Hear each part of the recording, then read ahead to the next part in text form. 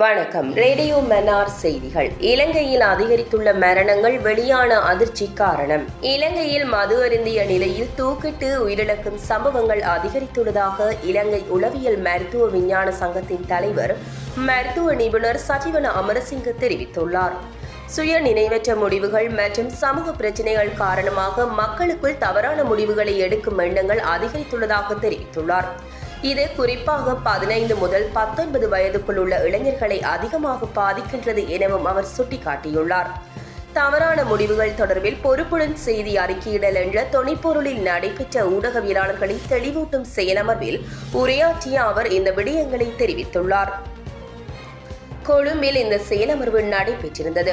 உலகளவில் ஆண்டுக்கு 7 லட்சம் பேர் தவறான முடிவுகளால் உயிரை மாய்த்துக் கொள்வதாகவும் இலங்கை உலக தரவரிசையில் 2ஆம் நிலைக்கு அருகில் உள்ள நிலையில் காணப்படுவதாக தெரிவித்துள்ளார்.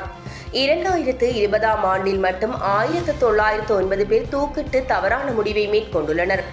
மேலும் இலங்கையில் ஒவ்வொரு 1 லட்சம் மக்களில் 14 பேர் தவறான முடிவை மேற்கொள்கின்றனர் எனவும் அவர் தெரிவித்துள்ளார். பொதுவாகவே ஆண்களில் தவறான முடிவை மேற்கொண்டு உயிரை மாய்த்துக் கொள்ளும் எண்ணிக்கை 3 மடங்கு அதிகமாக காணப்படுகின்றது. அதே நேரத்தில் தனியாக வாழும் மக்களிடையே தவறான முடிவை மேற்கொள்ளும் எண்ணிக்கை அதிகரித்து காணப்படுகின்றது. திருமணமானவர்களிடையே இது குறைந்துள்ளதாகவும் ஆய்வுகள் காண்பிக்கின்றன. தனிமை உணர்ச்சி, பொருளாதார பிரச்சினைகள், வேலைவாய்ப்பு குறைபாடு மற்றும் சமூகத்தில் ஏற்படும் விமர்சனங்கள் போன்றவை இந்த எண்ணிக்கையை அதிகரிக்க செய்கின்றன எனவும் மருத்துவர் சஜீவன அமரசிங்க எச்சரித்துள்ளார்.